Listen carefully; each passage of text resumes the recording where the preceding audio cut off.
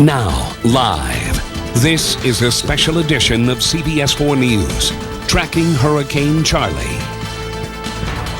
It is being called another Andrew. Deputies standing guard in Punta Gorda over what is being described as stacks of bodies. Hurricane Charley moving across Florida overnight, back out in the Atlantic where forecasters fear Charley could regain strength. And that has residents on the East Coast bracing for the storm. People in Virginia preparing sandbags for a possible strike.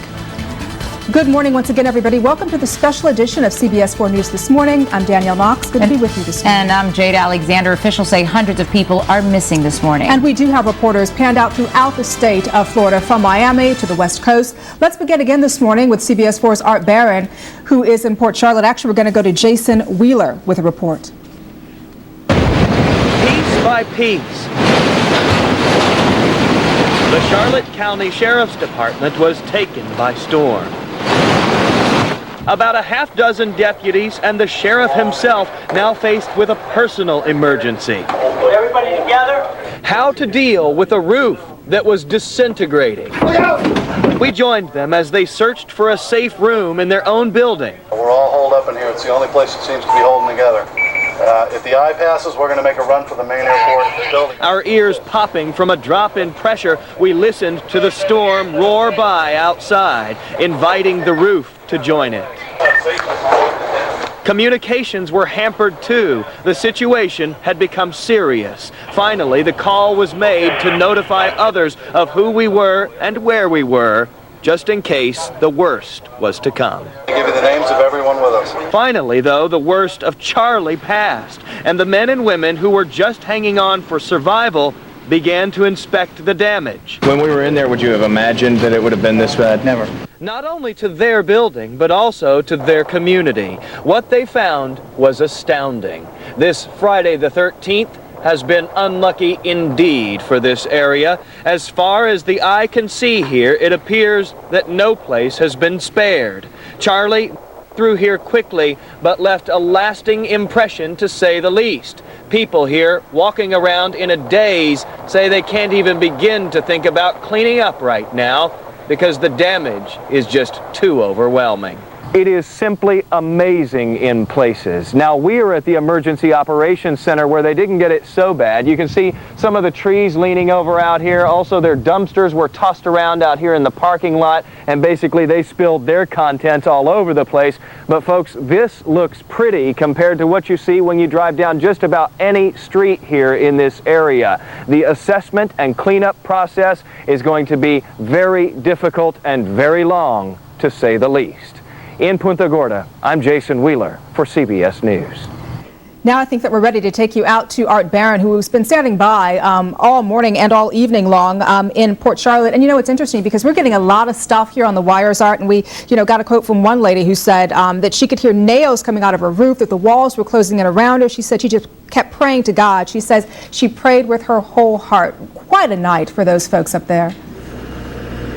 Yeah, and you're going to hear a lot of those kinds of stories. A lot of people who are very fortunate to ride this Category 4 hurricane safely with maybe some moderate damage, and others who have lost their property. Some people have lost their lives. There's a mobile home park in Punta Gorda that sustained a lot of damage. There are a number of fatalities out there. The Director of Emergency Management tells us that there are a lot of people who died out there, and so they're right now waiting for crews to get into that area, but right now they have to pick up the debris along the road. Now I'm standing right here at Port Charlotte, the Hampton Inn. A lot of people have been trying to converge on hotels because they have no running water or electricity. Well, the sad thing is neither do the hotels. They're out without power too. Hundreds of thousands of people without power. You zoom in over here just to show you that where the devastation is so widespread. Everywhere you look, you see it. This is a particular building that is left in shambles over there. We don't know what was inside the building. And even right here in the foreground, you can see part of a palm tree. Two palm trees actually snapped in half. Now over here, people are still emerging. They're coming out of the hotel. A lot of them just decided to try to kick back over here because some of them lost the roofs of their homes. They're walking around, obviously very distraught. Some of them look dazed as well. But when you look at the devastation throughout this area, it begins to set in. You begin to realize the severity of what happened. We have aerial shots taken over the county here. You can see the downtown areas just a mess, debris in the middle of the streets. You have concrete buildings, you have bricks, masonry, that type of thing that literally have just poured into the streets. So it's going to be a very tedious cleanup operation. It's going to go on here for weeks, possibly months. When will power be restored? It's anybody's guess right now. FP&L crews are here. They have actually anticipated heavy damage out here, even when we were getting reports that the hurricane would veer up to the Tampa area. It didn't. It veered to the east. And some of the people here said that they were taken by surprise, even though they had some ample warning that perhaps Charley could hit the Port Charlotte area. And that's why you have probably some fatalities attributed to the fact that some people just decided to stay inside and weather this out. Again, a lot of people survived it, but there are some who lost their lives. That's the very latest here in Port Charlotte. Art Barron, CBS 4 News this morning.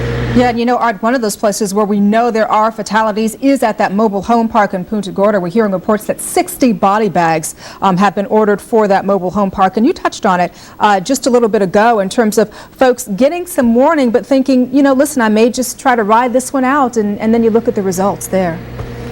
Yeah, you know, and it's hard to, you know, to try to second guess what, you know, what people are doing and, you know, why they chose to do what, you know, what they wanted to do.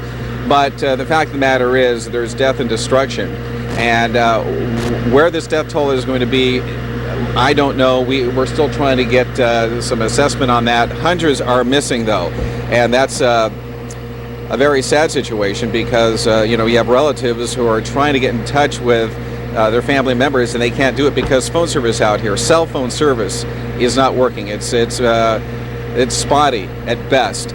So it's going to be a long cleanup operation, and you have search and rescue right now scouring the entire county looking for people who may be hurt and trapped.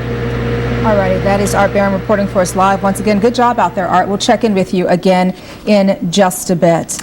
And while obviously folks very happy to be alive after weathering this storm, their lives have definitely changed forever. Yes, without question. I mean, imagine family photographs, personal belongings, everything completely gone. Right, and here's the thing, I think, it's, you know, if you did seek shelter, if you're one of those folks who did seek shelter, and you're thinking in your mind, what am I going to wake up to in the morning? Is my house going to be there? And I think there may also be a sense of guilt because maybe your house is there, but your neighbor may have lost everything. So it really is still going to be just a terrible situation out in that area, Southwest Florida, for many, many days and perhaps months to come. Well, damage is especially bad this morning in Punta Gorda. Yeah, the roof was torn off the local police station there, but thankfully no one was injured. There's also been, you know, a lot of damage up in the Fort Myers area. So what we want to do right now is get you out to CBS 4's Yusila Ramirez, who has been there weathering that storm as well, along with everybody else, and she is live with a report for us this morning. Yusila.